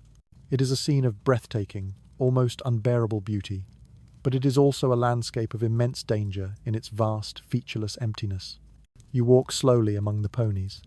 Their shaggy winter coats ripple as they shift their weight, their large, dark eyes reflecting the faint moonlight, watching you with a calm, trusting gaze.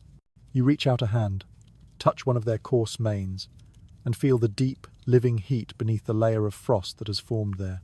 They are alive, warm, and breathing, and you realize their solid presence is its own kind of comfort, a powerful reminder that not all warmth comes from the fire. You stand and listen, straining your ears for the howl of wolves, the snap of a twig that could mean raiders, for any sign at all that the night hides more than just silence and stars. The stillness presses in on you, so vast and unbroken that even the sound of your own heartbeat feels too loud. Then, your duty done, you return to the lodge.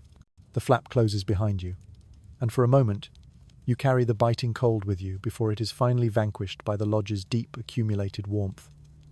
The sensory contrasts linger in your mind. The lodge is smoky, muffled, dense, with the smells and sounds of humanity. The night is crystal clear, sharp, filled with silent starlight and the frozen crunch of the ground. To move between them is like passing between two entirely different worlds, one fragile but warm, the other eternal but merciless. The patrol is the bridge between them, the quiet, vigilant act that ensures the fragile cocoon inside can endure in the face of the vast, indifferent cold outside.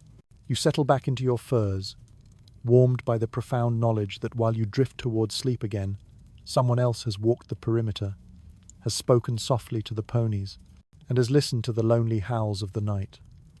You realize that survival wasn't only about what happened inside the lodge, it was also about those quiet, courageous steps in the snow, those solitary, moonlit moments when vigilance kept the entire camp whole. The lesson presses gently against your thoughts as you drift away. True rest is possible only when someone else is watching. And here, in this ancient winter camp, the balance is perfect. Half of the world is asleep, and half is awake, and all of it is bound together under the same silent silver moon. The last patrol returns. The hide flap closes with a soft thud, and the lodge exhales into a deep and profound stillness once more. You shift under the weight of your furs, your eyes half shut against the dim light, and you begin to notice how the night has its own vast inner world. Sleep, in this place, is not always a dreamless void. Here, in the sacred hush of the firelight, where the smoke curls like a benevolent spirit and the bodies of your family breathe together as one, dreams themselves become an essential part of survival. They are not idle, fleeting imaginings, but potent messengers, stitched into the very fabric of the culture as tightly and as carefully as the sinew is stitched into the hide walls of the lodge. Historians and keepers of oral tradition often note the immense significance that dreams carried among many native peoples, especially during the long, confining winters when the nights stretched on into seeming eternity. Shamans, revered elders, and ordinary dreamers alike learned to listen with great care to the stories told by sleep. A vivid dream could foretell the success of a coming hunt, warn of an approaching sickness, or reveal crucial guidance from the spirit world. In this way, the lodge at night was transformed from a simple shelter into something far more powerful. It became a portal. As the families fell asleep, they were not just drifting into physical rest, but crossing a threshold into another layer of existence where meaning and wisdom awaited them. And there is a quirky, wonderful tidbit that comes from certain oral traditions. It was believed that you could actively shape your dreams by sleeping with specific, meaningful objects placed near you, a smooth river stone, a particular feather, or a small, fragrant bundle of sacred herbs. It was thought that these items could act as invitations, calling specific visions or spirits into your sleep. Imagine carefully tucking an eagle feather beneath your head and whispering a quiet request to dream of the birds, hoping for guidance on the coming changes in migration or weather. Or slipping a small, carved stone into your bedding, asking the ancestors to come and speak with you in the quiet of the night. In the deep stillness of a winter's night, such intimate rituals beautifully blurred the line between stark practicality and powerful magic. You let yourself drift into just such a dreamscape now. The fire in the center of the lodge dims until its gentle glow is no brighter than a single steady heartbeat. The smoke swirls and thickens, and within its ethereal forms, you begin to see shapes. A great herd of buffalo with their breath steaming in the frosted air, powerful birds with wings that beat silently against the ceiling of hides, the shimmering faces of ancestors, their features appearing and disappearing like frost patterns on river ice. The dream is vivid, far too vivid to be dismissed as mere fantasy, and you understand with a deep, intuitive clarity why these visions carried such profound importance. Dreams here are not simple entertainment. They are lessons carved into the very substance of the night. Your senses deepen into the experience. You feel the immense, comforting heaviness of sleep pressing you down into the furs. But within that very heaviness, there is an incredible sense of freedom. The biting cold of the outside world vanishes completely. The raging storm no longer matters. Instead, you find yourself walking in lush, green fields. You can smell the scent of summer grass, and you can hear the faint, happy laughter of voices long gone. The dream offers a powerful, healing reprieve from winter's brutal grip, a visceral reminder that warmth still exists in the world, that all hardship is, in the end, temporary. Perhaps this is precisely why dreams were so treasured. They gave not only prophecy, but something even more vital. They gave hope. Around you, others stir in their own sleep. A child whimpers faintly, turning under the heavy covers. A man mutters words you cannot quite catch, his brow furrowing as his own dream tugs at him. In the morning, such murmurs and half-remembered visions would be shared around the newly stoked fire, carefully interpreted by the elders or the shamans. Did the dream signify danger? Did it promise abundance? The very act of sharing the dream kept it alive, weaving it into the living fabric of the community's life. And there is a profound intimacy in this as well. Imagine lying beside your family, hearing their soft sighs and whispers as they journey through their own dream worlds. In this lodge, dreams are not solitary experiences. They spill into the group, carried on breath and murmur. Just as warmth is shared, so too are visions. And yet, you also sense the darker edge. Not all dreams are comforting. Nightmares, too, come in the deep cold, their edges sharpened by hunger and fear.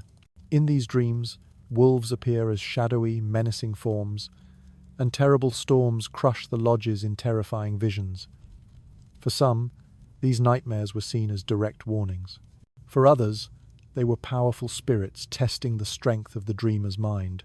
Even fear, in this worldview, had to be honored, listened to, and carried into the daylight to find its meaning. The fire pops, a sharp sound that pulls you briefly from your reverie. You blink slowly at the glowing embers, then close your eyes again. The lodge hums with the soft, steady sound of breath. The hides creak faintly with the push of the wind. And you surrender once more to the powerful world of dreams. You understand now that in this culture, survival was not just about enduring the physical trials of the night. It was also about listening to the unseen voices that came only when your eyes were closed. And so, in the deepest part of the winter, you find that sleep itself becomes a bridge. On one side lies the harsh, tangible world of frost and hunger, and on the other lies a vast, luminous realm where the ancestors speak, where animals offer their guidance, and where visions can soothe the most troubled heart. Both worlds are necessary. Both shape the sacred rhythm of life. Wrapped in hides and warmed by family, you drift not just into slumber, but into the ancient stories that echo far beyond the night. The last vestiges of your dreams fade with the slow, deliberate crawl of the night. And when your eyes finally open again, it is not to a sudden brightness, but to the faintest, most gentle light seeping through the smoke hole high above. Dawn does not rush its arrival here. It leaks in, thin and grey, a quiet watercolour wash that softens the deep, hard shadows inside the lodge. Each exhale becomes a fleeting, personal cloud, your breath fogging in the cool, still air. You reach out a hand, and when you touch the hide walls you find them stiff and unyielding, coated in a delicate layer of frost. The precious heat of the night, though so carefully guarded by the fire and by the huddle of bodies, could not keep every corner of this small world warm. Where the warm, moist air of human breath met the bitter cold of the hide, thin, intricate crystals of ice have formed, sparkling where they catch the first light of morning, glittering like an impossible tapestry of fragile jewels. Historians often describe this beautiful, natural phenomenon, the inevitable frost that forms on the inner walls of winter lodges, the physical evidence of the constant battle between the rising warmth inside and the crushing cold outside. Families would wake to see their humble shelters gleaming faintly, as if a hidden, ghostly hand had painted them overnight with shimmering silver. This was not simply a form of decoration, though. It was a potent and ever-present reminder of how close the cold always lurked, pressing in from all sides, ready to reclaim this small pocket of warmth the moment that vigilance lapsed. And yet, in the face of this stark reminder, there is a quirky and wonderfully human tidbit that some oral traditions recall. The children would often draw shapes and pictures in that ephemeral morning frost, just as modern children might doodle on a fogged-up windowpane. You can see their little finger trails zigzagging across the frozen hides, tracing circles, animals, and even the small, perfect outlines of their own handprints. In a moment of pure, innocent alchemy, they turn the harsh evidence of winter's power into a canvas for play, their soft laughter rising in the smoky dawn. Imagine a grandmother scolding them lightly, all the while hiding a deep smile, telling them the lodge wasn't a canvas for their art, but secretly cherishing the way her grandchildren left their fleeting marks on the very walls that had kept them alive through the night. You imagine the profound sensory experience of waking in such a place. Your breath makes little clouds with every single exhale. The deep nest of furs around your body is warm, but your nose and cheeks tingle with a sharp, invigorating cold. When you shift your body, a fine dust of frost falls in tiny, silent flakes, dusting your bedding like powdered snow. The fire's last embers glow faintly at the center of the lodge, sending up lazy threads of smoke that catch and dance in the early light. You reach out to stir them, your fingers stiff and clumsy with the cold, and the sharp, sudden crackle of new kindling is the first true sound of the new morning. Slowly, gently, the lodge comes alive. A baby fusses from its cradle board, and its mother lifts it to her, her own breath visible in the dimness as she soothes it. Someone coughs into the smoky air, a deep, guttural rasp after a long night of inhaling wood fumes. A man groans softly, rolling away from the outer edge of the lodge where the drafts have chilled him most. Each body carries the subtle marks of the night, the scent of smoke in their hair, a dusting of frost on their eyebrows, a deep stiffness in their joints, and yet they rise, alive. Another night has been survived. Your senses soak in the gradual transformation of the space. The revived, crackling fire begins to spread its warmth, unevenly at first, the air still frigid in the deep shadows. But soon, the entire lodge feels more alive, more vibrant. The smell of smoke thickens once again, now layered with the faint, delicious scent of animal fat sizzling as someone warms a small scrap of meat for the morning meal. The children laugh at the intricate frost patterns, tracing them with their eager fingers before they melt away. The dogs shake themselves, sending up small puffs of frozen fur. Slowly, the warm, breathing cocoon shifts from a place of sleep to a place of motion, the community readying itself for another day. There is a powerful symbolism here, too. The frost, though a sign of the cold's proximity, is also undeniable proof of resilience.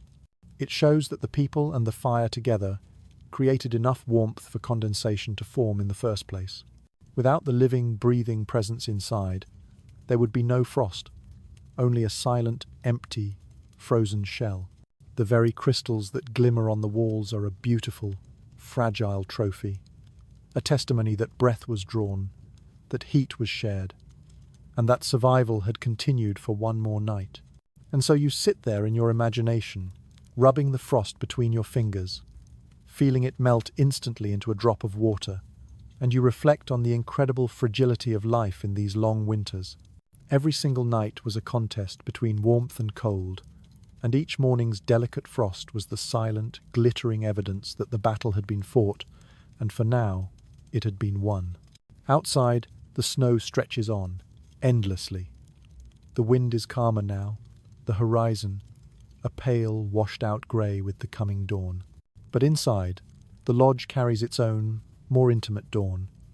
Embers stirring, children giggling, and the frost on the walls slowly turning to droplets as the fire grows. And you realize with a deep sense of awe that the true miracle wasn't just surviving the night.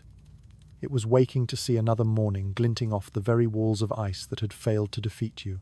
The delicate crystalline artwork of the frost begins to surrender as the central fire breathes back to life, its growing warmth rolling soft shadows across the hide walls. But even before the first thoughts of a morning meal begin to stir, you become aware of another, more permanent layer of this space.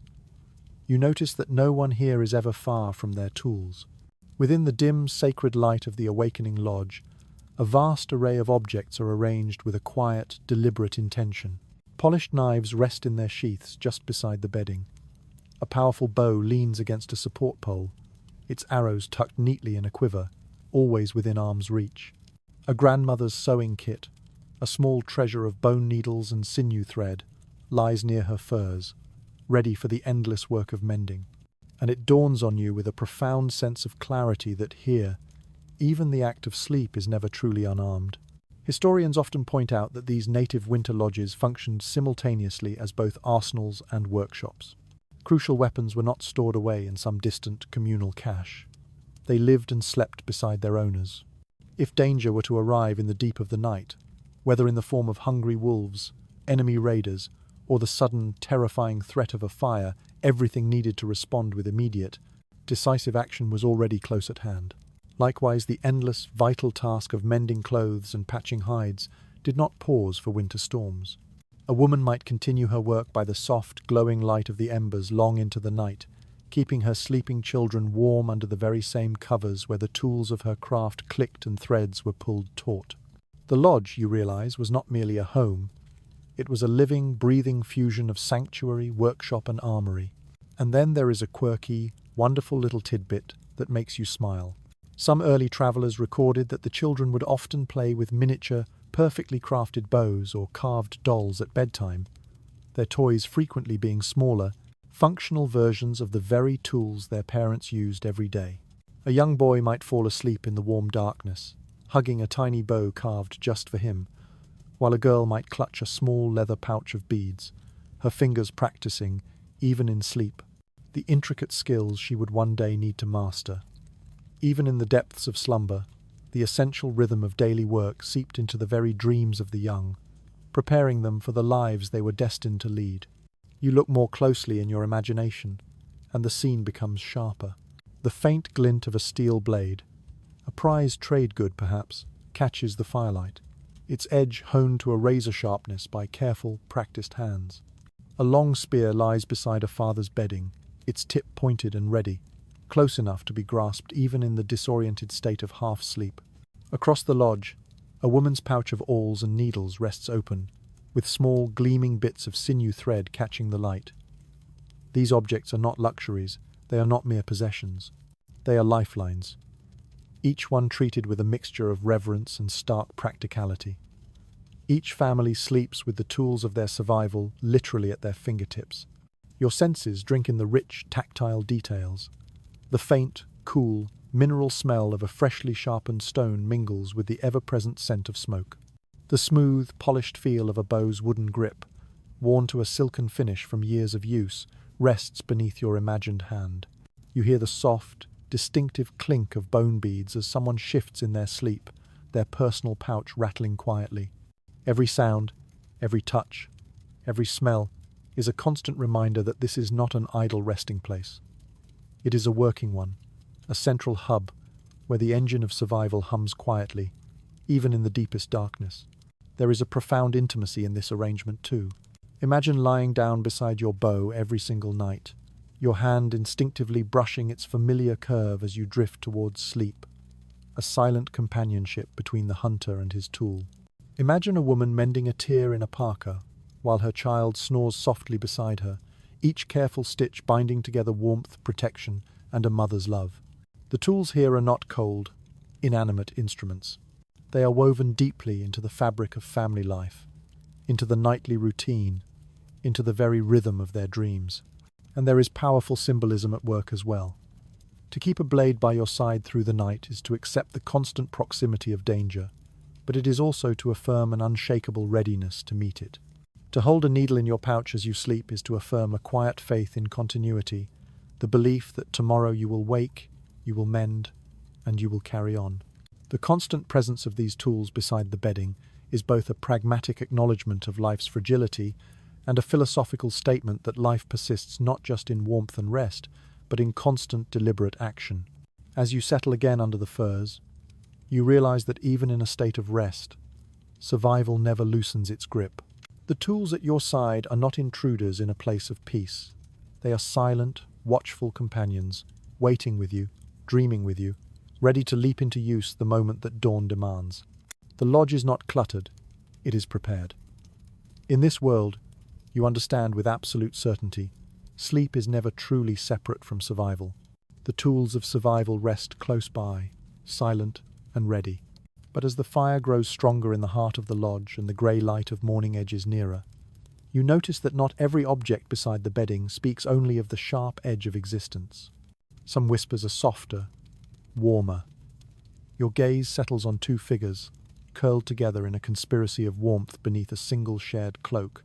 Their faces are so close they nearly touch, and you can see the shape of their laughter, muffled under the heavy furs so the children, sleeping nearby, will not stir. It is a quiet, powerful testament.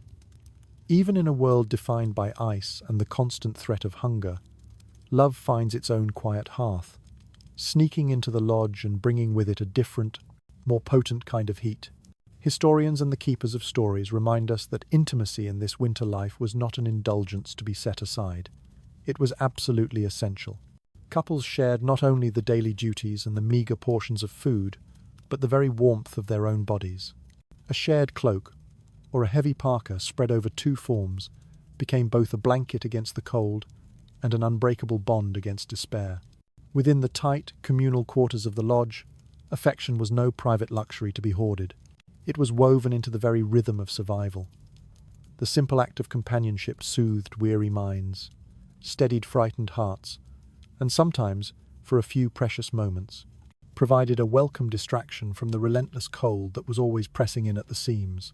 And here, there is a wonderfully quirky and human tidbit, passed down through the generations in oral traditions. Lovers would often whisper jokes or quiet stories to one another long into the night, stifling their giggles so as not to wake the entire household. The older children, feigning sleep, might roll their eyes in the darkness, muttering about the parents who talked and laughed too much. It became a gentle game of sorts, the adults pretending a secrecy that was never truly secret, while everyone in the lodge knew perfectly well what was happening beneath the shared fur. You can almost hear it now.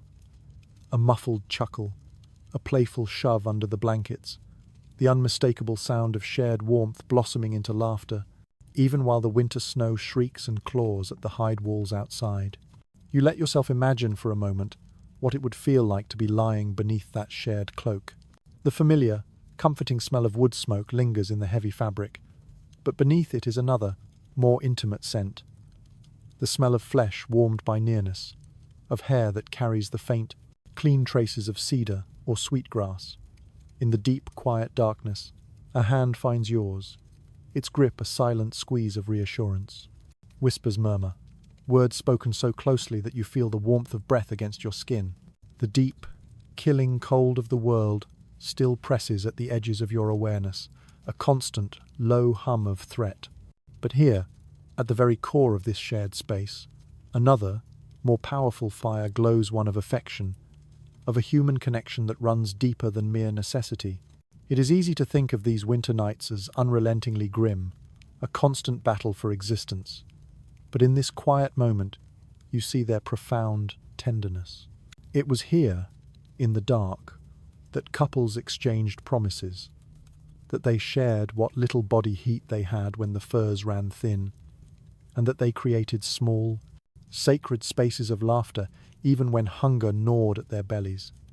This was not only about the continuation of the species, though that too mattered greatly for the survival of a people. This was about comfort, about companionship, and about finding the essential emotional fuel required to endure. A community that could still laugh and love together in the darkest of nights was a community that would wake immeasurably stronger in the morning. There is a powerful symbolism at work here as well. Just as the central fire needed constant, vigilant tending, so too did the relationships that held the community together. Affection was another precious ember, coaxed alive with soft whispers and protected with shared cloaks. You realized that the warmth of the lodge was layered. There were the physical layers of hides and furs, of fire and heated stone, and then there were the human layers, of shared bodies and quiet, hopeful laughter. Each layer mattered. Each added its own kind of insulation against the creeping cold of despair. In a world so fundamentally hostile, this simple, profound closeness feels nothing short of revolutionary. And as your eyes grow heavy once more, you realize with a deep, soul-settling clarity that love here is not frivolous. It is, in fact, survival in its gentlest and most resilient form. It warms the body, yes, but more importantly, it warms the heart. It offers the strength to face hunger, storms, and the endless, crushing darkness of the nights. Here, beneath shared cloaks, with whispered words and secret smiles, people endured not just because they had to, but because they wanted to for each other. The soft, muffled sound of laughter eventually softens, drifting back into the steady, shared rhythm of sleep. For a while, the lodge is filled only with the quiet symphony of breathing and the gentle dance of firelight.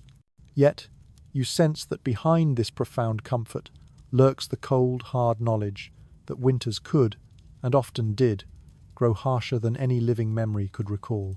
Entire generations of people endured seasons that seemed cruelly and deliberately determined to test the absolute limits of human endurance.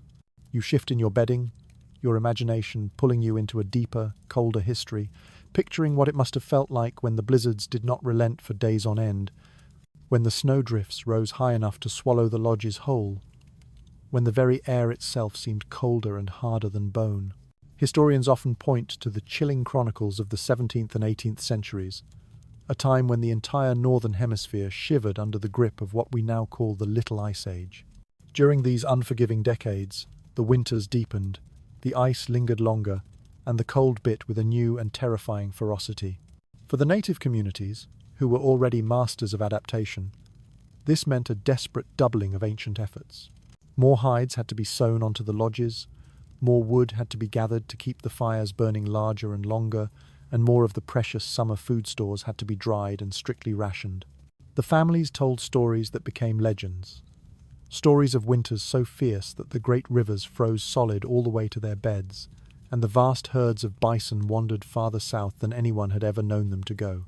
To survive even one such year was not just impressive, it was extraordinary. There is a quirky and telling little tidbit passed down through the generations in oral memory. In some communities, children were told that the frost itself was a living entity, a mischievous and dangerous being who would press its icy fingers against the hide walls of the lodge, constantly testing for any weakness. The elders would scold any child who carelessly left the entrance flap open, warning them that the frostman would slip inside and nip at their toes. What might sound to modern ears like a simple superstition was in fact a brilliant form of practical teaching, a lesson wrapped in a ghost story. Close the flap, guard the warmth, or you will invite the cold itself to come inside. You can almost imagine a child squealing with a mixture of fear and delight as an elder playfully tapped their bare foot, laughing that the frostman had found them. The memory of these harsher winters lingers in the air. But as the fire burns with a steady, reassuring heart, your mind drifts to another, broader thought. Not every winter shelter looked the same. The sharp, conical tipi of the plains, so iconic in our minds, is only one face in a vast and varied portrait of survival. If you were to move eastward, deep into the great forests, you would find the curved, dome-like structures of the wigwams, woven from supple saplings and sheathed in thick panels of bark. If you were to shift your journey farther north, into the subarctic, the snow lodges or the semi-subterranean homes, dug into the very earth, would come into view. Each unique design met the challenge of the cold in its own brilliant way, and each told a different story about how the native peoples learned to adapt to winter's relentless, unforgiving grip. Historians often stress these powerful regional contrasts. On the open plains, the buffalo hide tipis were masterpieces of portability, engineered to be light and easily moved to follow the great, wandering herds. But in the dense forests of the northeast, the sturdier wigwams offered a different kind of advantage. Their rounded, domed shapes, trapping and circulating warmth with greater efficiency, their walls layered with thick bark and insulating mats of woven reeds. Meanwhile, along the icy rivers of the far north, the partially dug-out lodges harnessed the immense insulating power of the earth itself, keeping families warmer beneath thick roofs of sod or deep-packed snow. In this land, geography shaped architecture, and architecture shaped survival. There is another quirky tidbit here, one that might make you smile. Some of the first European explorers visiting the wigwams of the Algonquin peoples remarked in their journals that the structures were so warm and close inside that one would begin to sweat, even when the snow lay thick upon the ground. One astonished observer even claimed that he had to step back out into the raging blizzard just to cool off. Imagine that for a moment. Complaining of being too hot in the middle of a blizzard, your breath steaming as you gasp for relief in weather that others could barely endure. It is a powerful reminder that our idea of comfort is entirely relative, and that these native builders were masters at turning what the land provided into more than enough. You imagine now, walking through such a rich variety of shelters. You step inside a wigwam and you can feel how the rounded ceiling presses the warm air downward, holding the heat close to the floor where the people rest. The bark panels creak faintly under the heavy weight of the snow, but the interior glows with a steady, profound warmth. You then picture yourself descending into a semi-subterranean lodge, where the thick earthen walls block the wind completely, leaving you in a hushed, deep warmth that feels almost like being buried, like sleeping safely inside the very body of the earth itself. Each shelter offers its own unique kind of cocoon, its own distinct way of saying, "Here, in this place, you are safe for the night." And yet, a common thread of symbolism runs through them all. Whether they were domed, peaked, or buried, each structure is a testament to how these humans read their environment like an open book. The trees of the forest became bark and frames. The buffalo of the plains became living hide walls. The very earth itself became a rampart against the cold. Winter was not conquered by a single monolithic invention, but by many, each one a perfect reflection of place, of tradition, and of breathtaking ingenuity. These lodges are not just shelters. They are complete philosophies rendered in wood, hide, and snow. And so you lie back again in your imagined lodge, warmed by the familiar comfort of the hides, but with your mind now wandering into the domes of the forests and the dugouts of the north, and the earthen walls of the river valleys. Each design is different, yet all of them were created to answer the same unyielding question: how do you sleep through a night so cold it could end you? The answer, you realize, is as varied and as beautiful as the land itself. But it is always, always rooted in the same unbreakable will to endure. The fire in the hearth burns brighter now, its revitalized flames painting dancing shadows on the hide walls as the smoke winds its lazy, deliberate path upward. And as you sink deeper into the warmth and the quiet of the coming dawn, your thoughts drift to how these remarkable lodges must have first appeared to outsiders. You imagine the first Europeans, stumbling out of the blizzard into these winter villages, their minds braced for scenes of abject misery, only to find, against all expectation, a world of profound and resilient warmth. Their own writings, the journals and letters that have survived the centuries, often reveal a sense of profound shock, even a deep, grudging disbelief, that a people living without heavy stone houses or brick chimneys could not only survive the fury of a blizzard, but do so in what appeared to be relative comfort. To those unaccustomed to such elegantly simple and organic structures, the interiors seemed impossibly efficient, almost magical in their ability to hold the killing cold at bay. Historians often point out that the journals from 17th and 18th century explorers, soldiers, and missionaries are sprinkled with this recurring note of pure astonishment. These were men who arrived wrapped in their finest European wool cloaks, often trembling uncontrollably with cold, only to enter a tipi or a wigwam and discover an interior that was far warmer and more comfortable than their own crude, drafty cabins. Some, with a rare honesty, confessed in their private writings that these native lodges far outperformed the standard European shelters of the same era. The smoke, they noted, seemed to vent better, the warmth gathered more efficiently, and the very spaces themselves felt more alive, more human. You can almost picture a uniformed officer, stamping the thick snow from his heavy leather boots, muttering under his breath that his own men were freezing nightly in their poorly built forts, while the people he dismissively called savages slept snug and secure in their hide tents. And here, there is a particularly quirky and revealing tidbit. One French missionary complained in his journal that his generous native hosts insisted he remove layer after layer of his heavy European wool because he was sweating profusely inside the lodge. He noted, with a touch of indignation, that the family laughed gently at him, quietly amused that this stranger, who had just come in from the brink of freezing, could not seem to tolerate their level of comfort. The irony drips from the page like melting frost. An outsider brought to a state of shame, not by the brutal cold he had expected, but by an excess of heat in a place he had wrongly assumed to be unlivable. You let yourself picture that moment of first contact more vividly. A weary traveller, half blinded by the swirling snow, stumbles inside the lodge. His face is raw and red from the wind, his heavy cloak crusted with ice. He blinks in the smoky, golden glow, wiping involuntary tears from his wind-stung eyes. And around him the families sit calmly, the children drowsy and warm in their furs, the dogs snoring softly by the fire. The contrast is staggering, almost dizzying. His own body aches with the deep, gnawing pain of exposure, while theirs rest in a steady, unbothered warmth. He tries not to shiver, tries to maintain some semblance of dignity, but the relief that floods his bones is so immediate and so overwhelming that he nearly weeps.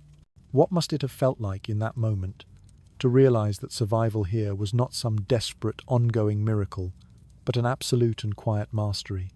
The stark sensory differences leap out at you. Outside, the blinding white of the snow, the relentless clawing of the wind, every breath a sharp intake of splintered glass. Inside, the gentle crackling of the fire, the thick hides muffling the storm into a distant drumbeat, the palpable warmth pressing into your skin. The rich, layered smell of resin, meat and leather dense, earthy and alive, stands in powerful contrast to the sterile, lifeless chill of the wilderness just beyond the walls. It is worth reflecting on the symbolism, too. To step into a native lodge as an outsider was to step into a completely different philosophy of living. Here, warmth did not come from massive, permanent masonry or heavy iron stoves, but from an intricate and living balance of hide, wood, snow, and bodies, all woven together in a system of perfect interdependence. This profound efficiency was born not from wealth or from what Europeans would recognize as technology, but from an intimate, generational knowledge of place. To those who valued permanence and grandeur, these flexible, portable, and deceptively simple shelters must have seemed uncanny, almost unsettling. They were underestimated, until the first touch of frost reminded the outsiders of their own profound frailty. The astonishment of these outsiders still lingers in your thoughts, but soon your mind shifts from their perspective toward the lingering, unresolved puzzles of the lodges themselves. You have spent this night surrounded by the imagined comfort of hides, fire, and breath, seeing how warmth might have endured. Yet, you know that not every detail is certain. Even now, in our modern world, scholars and archaeologists continue to debate just how effective these shelters truly were. Did they really keep families cozy and secure through the absolute worst of the winter storms? Or were they, in reality, drafty, smoky, and difficult compromises that required constant, exhausting adjustment just to remain habitable? The evidence that remains is as hazy and as indistinct as the smoke still curling above the fire. Historians, drawing on written accounts and oral traditions, present one compelling picture of buffalo hide typus, carefully sewn and expertly angled, that could trap a surprising amount of warmth. In this version, families clustered close. The fire was tended with unceasing vigilance, and the hides were patched and even doubled when the temperatures plummeted. The oral traditions, passed down through generations, describe these lodges as snug, efficient, and almost perfected through centuries of trial and error. But then, the cold, hard facts of the archaeological record complicate this romantic picture. The surviving post holes and the layers of charred earth in the fire pits reveal the presence of fire, yes, but they cannot tell us how thick the hide coverings were, or whether the smoke holes truly vented efficiently. Skeptical voices in the academic world suggest that these lodges may not have been nearly as comfortable as our collective memory insists. And then comes another quirky tidbit, this one lodged in the less than flattering reports of some early missionaries. These outsiders noted that when the lodges filled with too many people, the condensation from their collective breath would drip from the ceiling, making the bedding unpleasantly damp. One priest even wrote that he woke in the morning to find small icicles hanging from the inner support poles, just inches from his face. Was he exaggerating for dramatic effect, or was this a common miserable truth? The debates persist. Some anthropologists argue that the hides would inevitably lose their efficiency as they aged, growing stiff and cracked, allowing icy drafts to creep in. Others counter that the constant, skilled maintenance of the women tightening seams, patching holes, and adding fresh skins as needed kept the lodges surprisingly draft-proof? Was the lodge itself inherently warm, or was it the people inside who created the climate? The line between the shelter and the society it held blurs, leaving scholars chasing an answer they may never fully pin down. You let yourself sink into the problem, as if it were a mystery to be solved not with facts, but with feelings. Imagine yourself trying to measure the warmth at different spots within the lodge. Close to the fire, the heat prickles your skin. A few steps away, your breath begins to fog in the air. By the walls, a cold draft licks at your shoulders. Yet, deep beneath the furs, in the very heart of the lodge, the warmth collects, as thick and as sweet as honey. Perhaps the truth is layered, just like this. The lodge was not uniformly cozy, nor was it wholly drafty, but a constantly shifting balance of microclimates, where your personal comfort depended entirely on your placement and on the constant vigilance of the community. It becomes clear that the effectiveness of this shelter cannot be judged in isolation. It wasn't just the hides, or the fire, or the quilts. It was all of it working together, plus the critical, irreplaceable warmth from the closeness of other bodies, and the watchful, knowing hands that were always adjusting the seams. It was a living system, not a static structure. And this, perhaps, is the very heart of the scholarly puzzle. We, in our modern world, want precise measurements, statistics of temperature and insulation. But survival here was not a mathematical equation. It was experiential. What mattered was not whether the lodge registered a specific temperature on a thermometer. What mattered was whether the family inside woke in the morning, alive, with enough warmth in their bodies to move, and enough strength in their spirits to carry on. Our modern standards of comfort were irrelevant. Endurance was the only metric that mattered. You think again of those outsiders shivering in their wool, astonished at the snugness of the lodge. You think of the missionaries grumbling about the smoke and the dampness. Both perspectives are true, in their own way. The lodges were marvels, and they were imperfect. They were warm, life-saving havens, and they were smoky, sometimes damp caves. They were both salvation and struggle, just as all true homes are, especially when the world outside is actively trying to kill you. The lodge is not flawless, but it is functional, and in that raw functionality lies its true, unassailable genius. Not comfort, but survival. As you curl tighter beneath your furs, you realize that the scholarly debates do not need a neat and tidy resolution. The arguments themselves simply reflect the profound complexity of winter life. Did it work?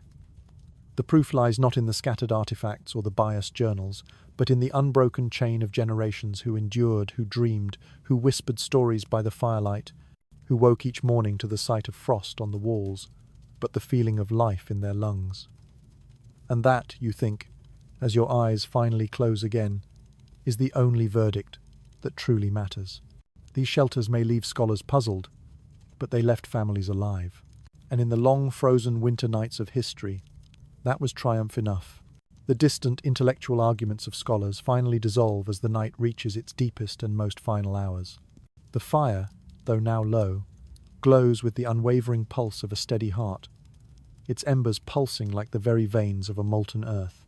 All around you, the bodies of the family are still, their soft breathing and gentle sighs weaving a tapestry of life, cocooned together in the profound warmth of fur.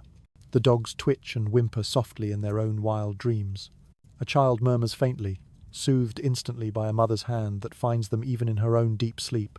The great storm outside has at last softened to a whisper, a gentle hush, as if the world itself has finally surrendered to a moment of peace. And in this quiet, you realize you are listening not only to the final moments of a single night, but to the echo of centuries of nights, all lived and endured in just this way. Historians and the keepers of memory tell us that entire generations were born and raised inside these fragile, resilient circles of warmth. Here, infants were swaddled against the killing cold. Children grew, their laughter filling the smoky air. Elders wove the histories of their people into the very fabric of the darkness with their stories.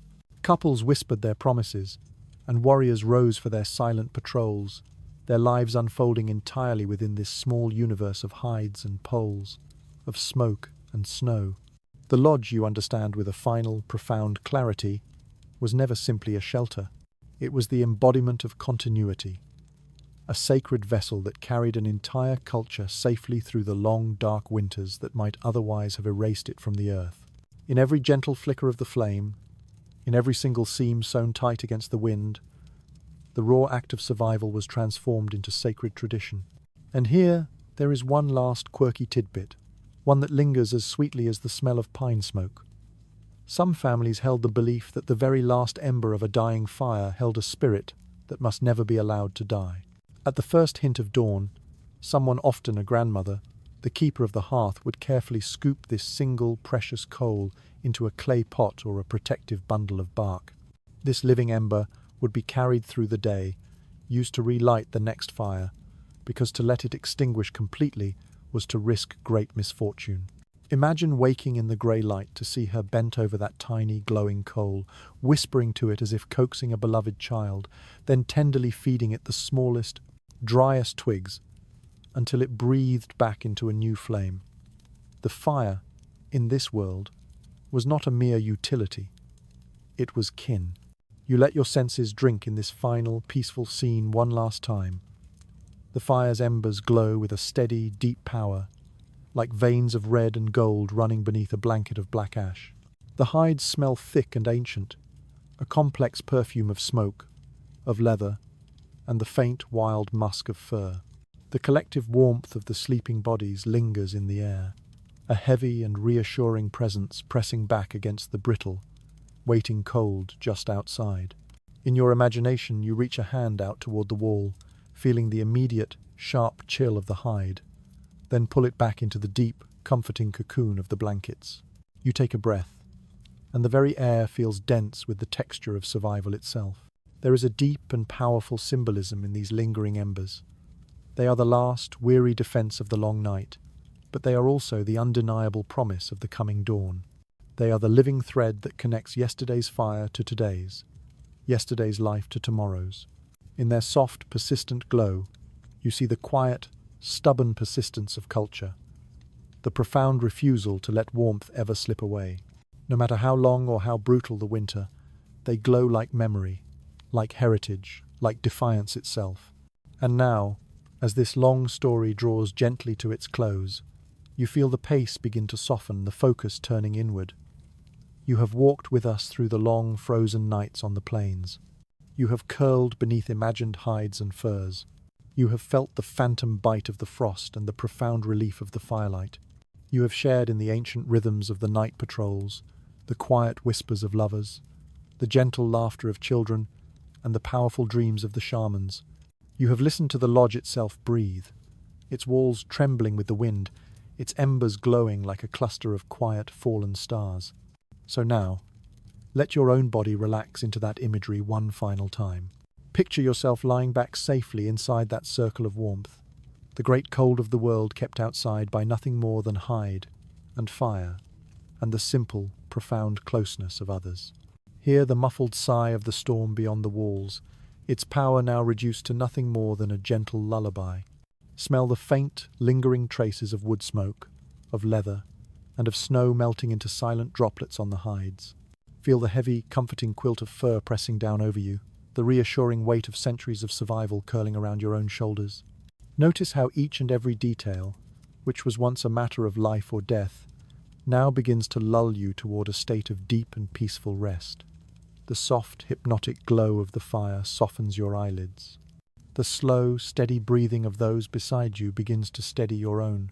Even the distant, imagined memory of hunger or of frost has been transformed, becoming a quiet reassurance, the deep, certain knowledge that people found ways to endure, and that the warmth always returned. So let the last of the embers be your guide now. Imagine them glowing brighter for a moment, and then dimming, so slowly, until they become a single warm point of light in the welcoming dark. With each breath you take, they fade, gently, peacefully, until nothing at all is left but a profound and absolute calm. You are safe. You are warm. The storm outside cannot touch you here. Drift now into your own dreams, carrying with you the quiet, unbreakable strength of those who once lay in these winter lodges, of those who kept the fire alive through the longest and the darkest of nights. Sweet dreams.